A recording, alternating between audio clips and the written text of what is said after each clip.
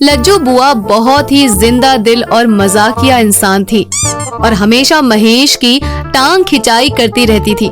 लज्जो बुआ की पान खाने की बड़ी आदत थी, इसीलिए वो अपने हर दूसरे वाक्य के बाद पान थूक के बोलती थी। महेश बचपन से थोड़ा तोतला था, इसीलिए उसे लड़कियों से बात करने में शर्म आती थी। अरे क्या बात है, आज तो हमारे महेश का मुखड़ा चांद के जैसा चमक रहा है पान थूक के। बुआ मैं थोड़ा नर्वस हूँ और आप है थी मेरा मदद बना रही हैं। आय हाय, मेरा पुत्र तो बड़ा हो गया, अपने लिए लुगाई देखने जा रहा है पान थूक के। मुझे तो यकीन ही नहीं होता, मेरा बेटा इतना बड़ा हो गया। सभी लड़की वाले के यहाँ पहुँचते हैं। लड़की वाले सभी का इज्जत सत्कार करके घर के अंदर बैठाते हैं।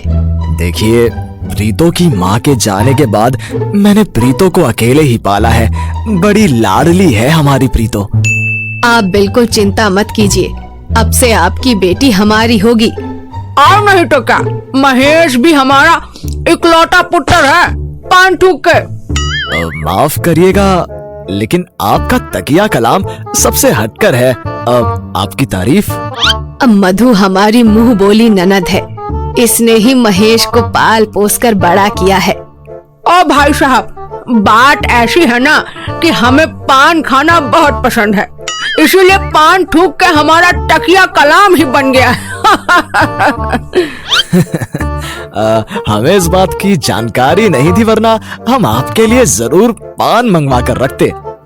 ये सब बातें तो होती रहेंगी, आप अपनी बेटी प्रीतो को बुला लीजिए। प्रीतो आती है, सभी उसे देखकर हैरान हो जाते हैं। यूं तो प्रीतो देखने में बहुत ही सुंदर, सुशील और संस्कारी थी, लेकिन प्रीतो की टांगे बहुत लंबी थी।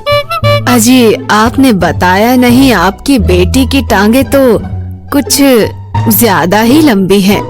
हमने तो सुना था पुलिस के हाथ बड़े लंबे होते हैं, लेकिन आपकी बेटी प्रीतो की तो टांगे लंबी हैं। अच्छा है ना जीजी पान थूक के।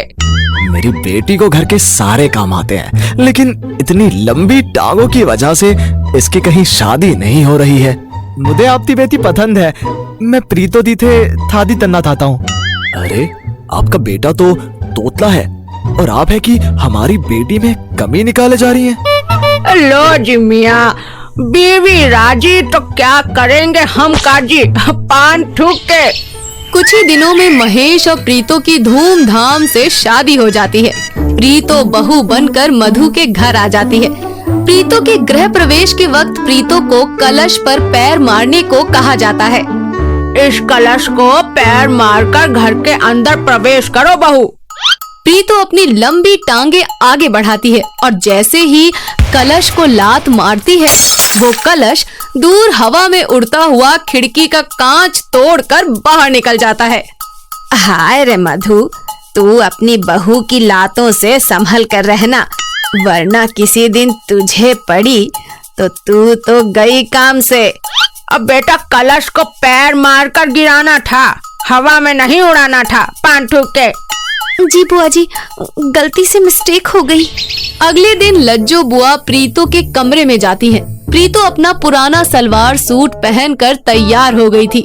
अरे बेटा, तुम्हारी शादी हो गई है, आज तुम्हारी शादी का पहला दिन है, तो साड़ी पहन लो। जी बुआ जी, मैं साड़ी तो पहन लूं, लेकिन वेकिन कुछ नहीं। नीचे तुम्हारी मुंह दिखाई के लिए आस पड़ोस की औरतें आई हुई हैं।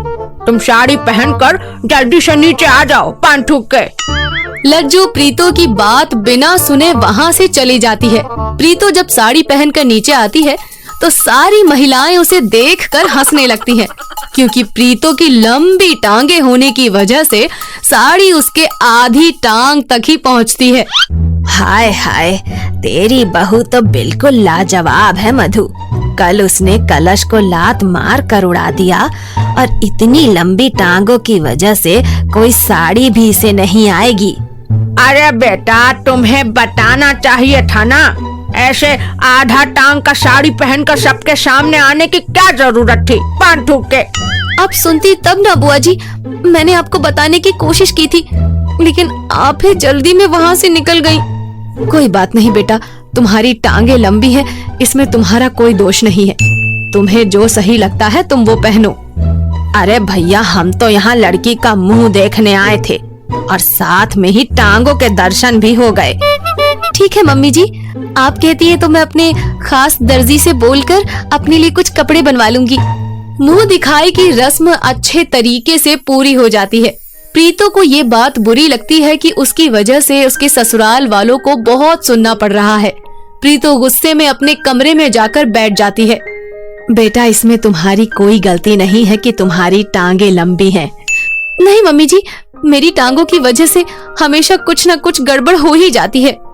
बेटा, हमें ऊपर वाला बनाता है और जिस चीज को हम बदल नहीं सकते उसको अपना लेना ही अच्छा होता है। एक दिन पड़ोस के बिल्डिंग में आग लग जाती है और चारों तरफ अफरा तफरी मच जाती है। ये क्या हो रहा है?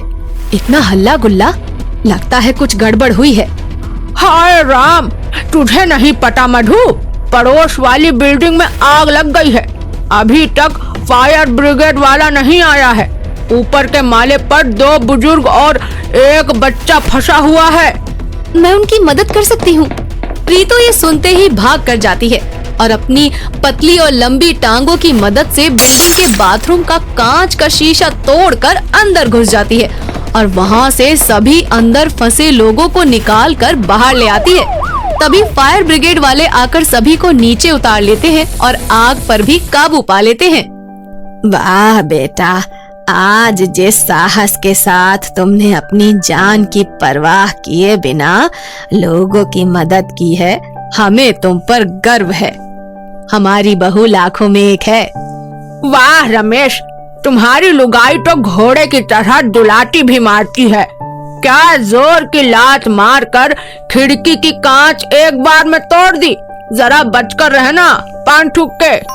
अगले दिन अखबार में प्रीतो की लंबी टांगों की खबर छपती है। ये देखकर आस पड़ोस की औरतें बहुत जल जाती हैं और प्रीतो से मिलने उसके घर आ जाती हैं। अरे वाह, आज तुम्हारे बारे में अखबार में पढ़कर मजा आ गया बहू। लो भाई, हमारी बहू तो है ही कमाल की, पान ठूक के। आज तक हमारे मोहल्ले में किसी का अखबार में फोटो नहीं आया बहू, और तुमने तो आते ही कमाल कर दिया। सभी प्रीतो का सम्मान करते हैं और फिर कभी प्रीतो की लंबी टांगों का मजाक नहीं उड़ाते हैं। मैं चाहूंगी कि हम सबका नाम रोशन करने वाली प्रीतो स्टेज पर आकर 4 वाक्य बताए। प्रीतो जैसे ही स्टेज पर जाने के लिए सीढ़ियां चढ़ती है, उसकी लंबी टांगे लोहे से बनी सीढ़ी में अटक कर वो गिर जाती है। ये सब देखकर सभी लोग जोर से हंसने लगते हैं।